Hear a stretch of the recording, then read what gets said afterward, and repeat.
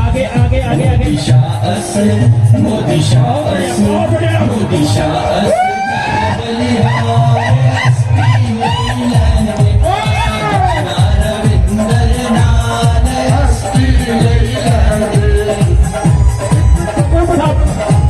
सब लोगों का स्वागत है, अभिनंदन है।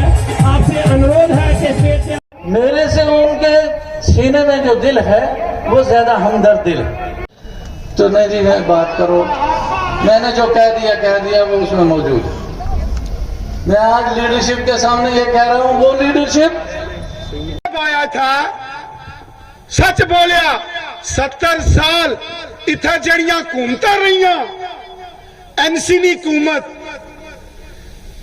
कांग्रेस नी हुकूमत, पीडीपी नी। इस अवस्था ते आज पूरी दुनिया च उन्होंने ना चलना आया।